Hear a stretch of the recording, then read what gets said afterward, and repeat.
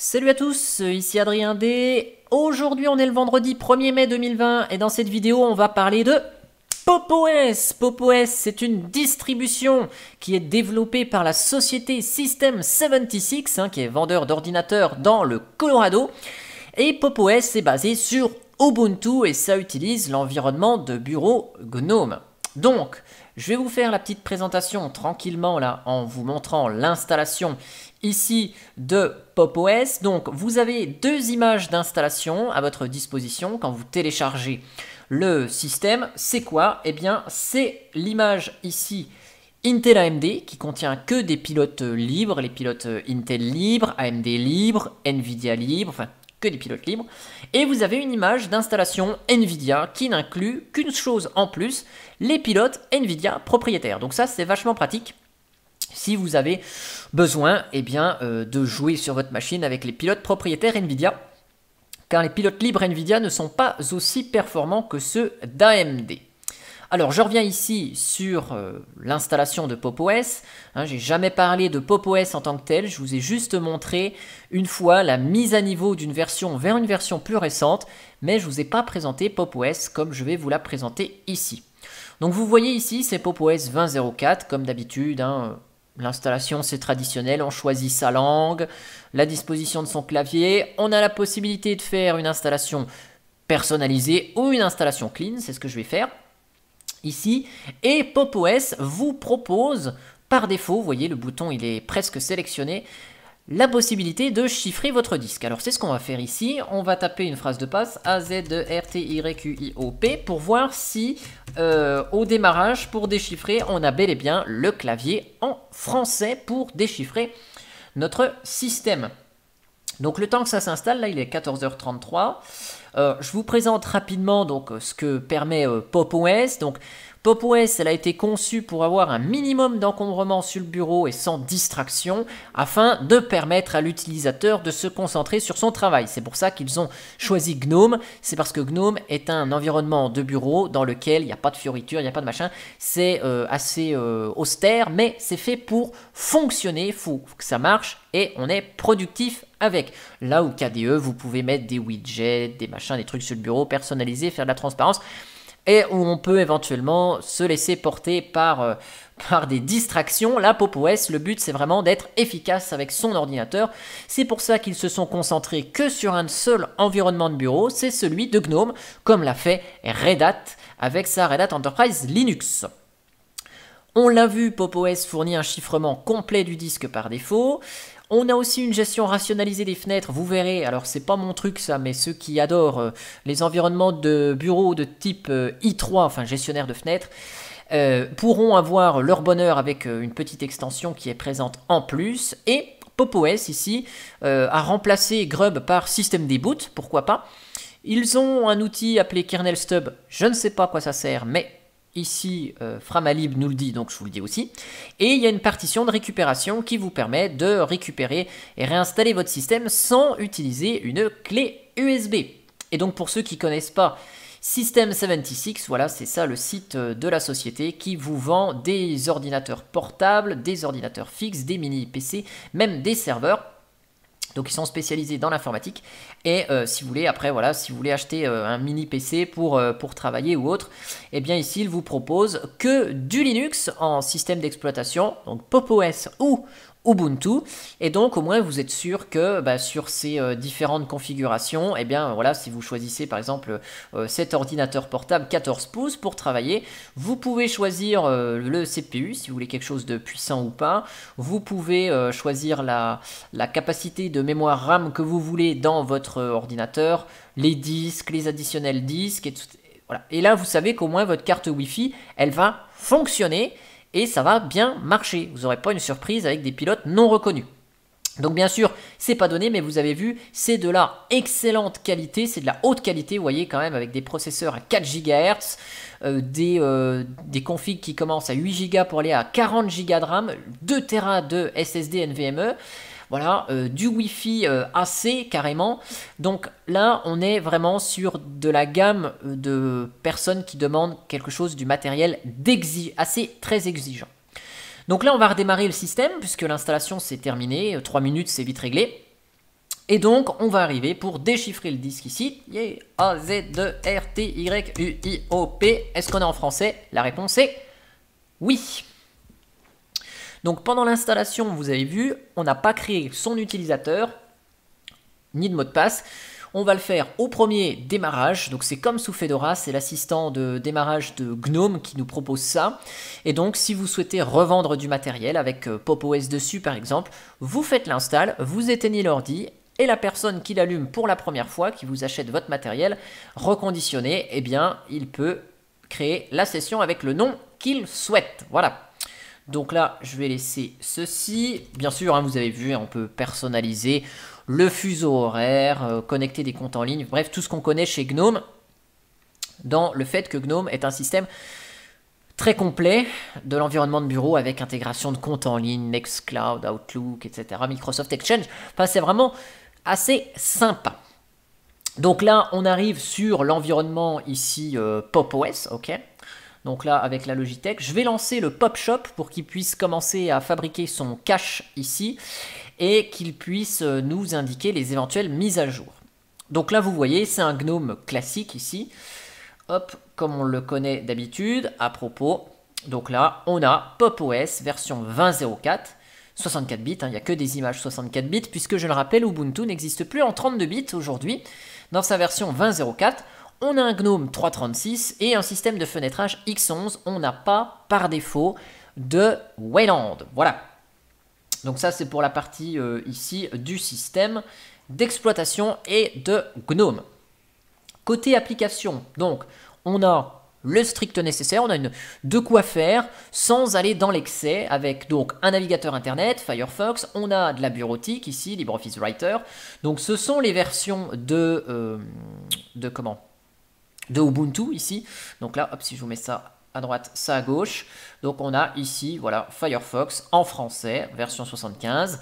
Et vous avez LibreOffice en version 6.4.2.2. Par défaut, le thème est sombre, cependant, on peut installer GNOME Ajustement, donc GNOME Tweaks, hein, Ajustement. Il n'est pas installé par défaut. Ajustement, ah, je le regrette. Ce qui nous permet pas de personnaliser le système dès le début, mais c'est pas grave, il n'est pas souvent installé par défaut, GNOME Tweaks. Donc là, je l'installe ici. Et dans la Logitech, vous remarquerez que dans les utilitaires, on a de quoi lire des vidéos, lire des documents, voir des images, mais on n'a pas de quoi écouter de la musique. On n'a pas de logiciel de musique. Eddy, pour ceux qui pourraient se dire à quoi sert Eddy. Eh bien, quand j'ai cliqué dessus pour tester et voir ce que c'était, c'est tout simplement une petite appli qui va ouvrir des fichiers DEB pour installer des fichiers DEB téléchargés depuis Internet, par exemple. Là, j'ai oublié, j'ai pas cliqué, voilà, pour installer GNOME Tweaks. Ici, donc ici, ce fameux Pop Shop, donc ça c'est la Logitech de Pop! OS, donc c'est ni plus ni moins qu'un GNOME logiciel un peu modifié. Vous avez certaines applications qui sont proposées en avant, donc là on voit vraiment que au niveau des applications qui sont proposées, ce sont des trucs vraiment qui sont orientés communication et un peu aussi, je vais dire, travail professionnel. Vous voyez, il y a par exemple Visual Studio Code si vous voulez développer. Vous avez des Beaver, voilà, pour gérer les bases de données, je crois. Vous avez Telegram pour discuter, Slack pour du travail collaboratif. Donc, vous voyez, on a pas mal d'applis ici. Bon, bien sûr, on peut aller chercher ce qu'on souhaite ici. Par exemple, communication et sélectionner par catégorie ou, si vous le souhaitez, vous pouvez chercher un logiciel, Clémentine par exemple, hein, parce que je vais écouter de la musique ici. Et donc là, vous avez Clémentine, vous avez Clémentine de deux manières différentes. Vous l'avez soit en format DEB ici, soit vous l'avez en format Flatpak, puisque ici, Pop! OS fournit par défaut des Flatpak et ne fournit pas de, comment dirais-je, de Snap. Donc là, je vais l'installer. Tchac, voilà. Dans les dépôts ici, dans les paramétrages ici, donc vous avez les FlatHub qui sont disponibles. Vous pouvez ajouter d'autres sources Flatpak si vous en connaissez d'autres évidemment. Vous avez les sources ici supplémentaires, donc celles de Pop! OS. Vous avez les sources de Ubuntu traditionnelles ici avec les mises à jour de sécurité, etc. Et quelques paramétrages ici. Donc vous avez du Flatpak par défaut. Vous voyez ici, on a Chromium Web Browser, donc je vous en ai parlé dans les précédentes vidéos. Chromium n'est disponible que en tant que Snap sur Ubuntu. Et donc PopOS, qui est basé sur Ubuntu, bah, qu'est-ce qu'ils ont fait? Eh bien ici, ils ont proposé une version PopOS de Chromium Browser en format Deb. C'est ni plus ni moins que le Chromium de Debian, ici, qu'il va vous installer. On va voir ça juste après. Donc ça, c'est la Logitech ici qui est proposée. Dans les logiciels, vous avez la possibilité, bon, bien sûr, de mettre à niveau, mettre à jour les logiciels ici. Donc ça, c'est les mises à jour système, très bien. Et le PopShop ici vous propose d'installer des pilotes pour lesquels vous avez les noms des fois ou pas. Donc ici, il a détecté qu'on était sous VirtualBox et donc il me propose d'installer les pilotes d'affichage de VirtualBox, les fameux VirtualBox Guest ici.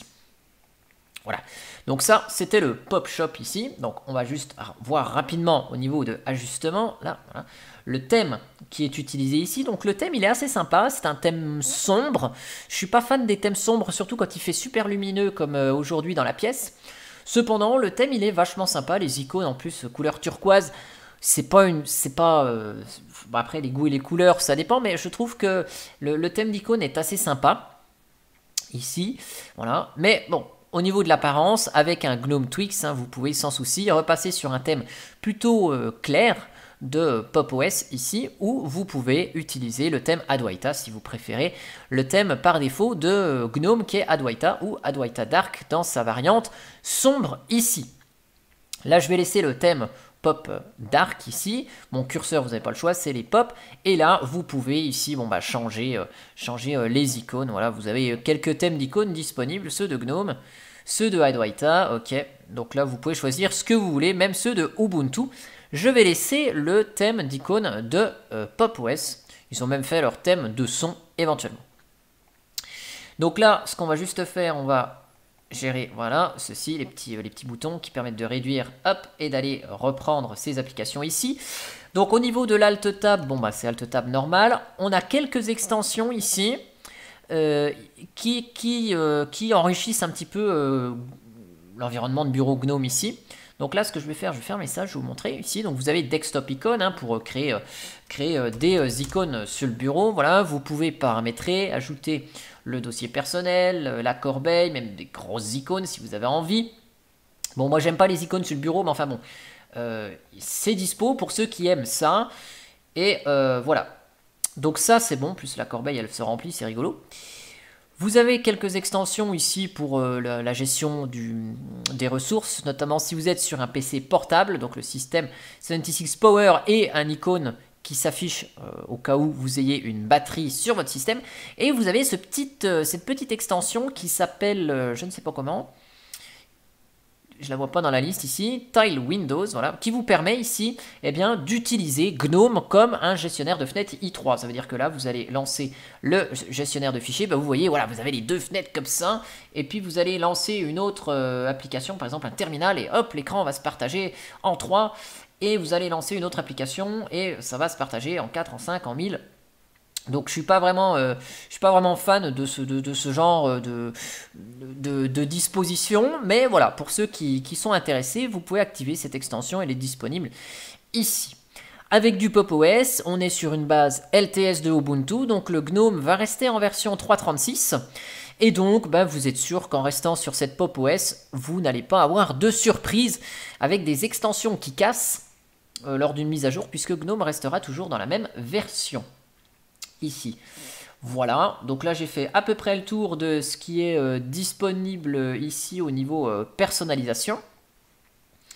Après c'est du Ubuntu là-dessous, donc si vous voulez installer des logiciels en ligne de commande, sudo apt update,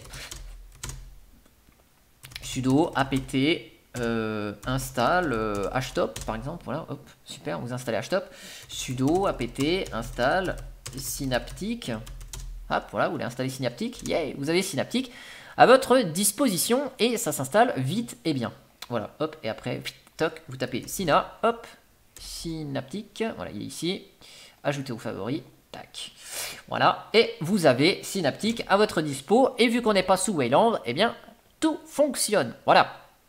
Donc après, vous pouvez installer des applis en plus avec cette utilitaire qui est Synaptic. C'est du Ubuntu dessous, donc tout fonctionne de la même manière. Le noyau, bah, c'est le noyau de Ubuntu qui est utilisé ici. Hein, vous voyez, Ubuntu, c'est un noyau 5.4 LTS, donc ils ne s'amusent pas à recompiler des noyaux, à refaire des bricoles, des machins et des trucs, hein, comme chez Deepin où ils ont fait leur propre noyau. Voilà. Donc là, on a un système qui est fonctionnel ici. Pour le Chromium que j'ai installé tout à l'heure, donc vous voyez, c'est le Chromium Debian ici qui est utilisé. Alors là, par contre, il ne s'est juste pas installé avec les traductions françaises. Il faudrait installer rapidement le Chromium LDCen. Et puis Clémentine ici que j'ai installé tout à l'heure. Hop là, voilà, il est là. Avec un magnifique thème Qt non intégré correctement. Ça va faire bondir Sébastien d'Actualia. Évidemment, à chaque fois qu'il voit un truc pas cohérent, il pète un câble. Alors, ici, bon, je vais vous relancer ça. Firefox, par exemple. Bon, vous voyez, hein, c'est du GNOME classique. Vous avez vos fenêtres. Allez, petite astuce ici. Hop, regardez, vous déplacez une fenêtre ici. Ça vous fait un autre environnement sans souci. Voilà. Petite astuce à la GNOME, si vous ne la connaissiez pas ici. Voilà. Donc ça, c'est bon. Ce que je vais faire, je vais redémarrer ici. Et on va essayer de voir comment on peut restaurer éventuellement le système, si jamais on a besoin de restaurer. Je vais voir si c'est proposé au boot. Non, ça n'a pas l'air d'être proposé au boot. Bon, c'est pas très grave. Donc si vous savez comment on restaure le système, hein, puisqu'il nous a dit qu'il faisait une partition de récupération, bah, n'hésitez pas à mettre un petit commentaire pour savoir comment ça fonctionne ici. Donc là, vous voyez, il n'y a pas du tout, il n'y avait pas la petite roue dentée pour choisir du GNOME sur Wayland. Hein. On n'a que du GNOME sur Xorg. On esquive les bugs et les incompatibilités avec Wayland, comme par exemple OBS Studio qui n'enregistre pas à cause des permissions que lui refuse Wayland ici. Voilà. Et donc juste pour terminer avec une petite partie partitionnement, voilà. Je vous ai lancé le système tout propre. Ça consomme combien cette affaire au démarrage, hein, parce que ça va en intéresser certains. Eh bien, on va attendre que tout soit bien chargé. Donc on est à 1 giga en gros de RAM utilisé pour le système. Le plus gourmand, c'est GNOME Shell ici, hop. Et puis après, bah, Package Kit, il est bien en dessous, hein, qui vous permet de gérer les logiciels. Donc on est à, vous voyez, 1 giga de RAM utilisé. Et côté partitionnement du disque, donc vous voyez, il nous a fait un petit boot séparé, là, ok, c'est bien sympa. Et puis après, bah, on a notre volume chiffré ici. Et puis, ce qu'on va faire, on va regarder rapidement. Je voulais vous montrer un truc, mais je ne sais plus quoi. Donc, c'est problématique. Ah oui, free-m. Donc là, il nous a fait un swap de 4 Go. Et il nous a fait un swap qui est en tant que probablement fichier. Regardez ça vite fait. C'est fstab. Toc. Boot, non, il nous a bel et bien fait une partition, pas de souci. Il nous a fait une partition dans notre fameux volume crypt. Voilà. Alors on va aller juste voir avec l'outil des disques ici. Tac, GNOME Disk. Donc là, on a ici le boot, le volume, le swap qui est en dehors ici. Donc le swap, il n'est pas chiffré. Ici, on a une petite partition là.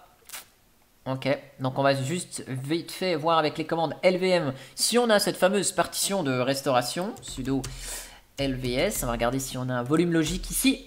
Oh, on n'a pas de home séparé d'ailleurs. Après, c'est peut-être dû au fait que ma machine virtuelle n'est qu'un disque de 45 Go et qu'il n'ait pas pu faire de partition de récupération. Si vous avez testé sur un disque un peu plus grand, eh bien n'hésitez pas à faire un retour d'expérience sur cette Pop! OS. Et vous, est-ce que vous kiffez Pop! OS? Est-ce que vous utilisez Pop! OS? Qu'est-ce que vous pensez de Pop! OS? Eh bien n'hésitez pas à poster un commentaire dans la vidéo et on fera avec plaisir des échanges autour de Pop! OS dans les commentaires. Forcément, ne me demandez pas de support, de questions pointilleuses sur Pop! OS, hein, ou ne me posez pas une question, je n'arrive pas à installer Linux Mint, hein, c'est pas vraiment l'endroit pour poser ce genre de questions dans les commentaires de cette vidéo. Je tiens juste à la rappeler, et rassurez-vous, si votre commentaire n'arrive pas tout de suite, pas de panique, hein, c'est juste que les commentaires, je les valide avec ma petite souris et mes petits doigts, donc ça peut être parfois un petit peu long à être validé, le temps que je me connecte à l'interface de YouTube. En tout cas, j'espère que cette vidéo, elle vous aura plu, et je vous dis à bientôt pour une prochaine vidéo. Allez, ciao ciao.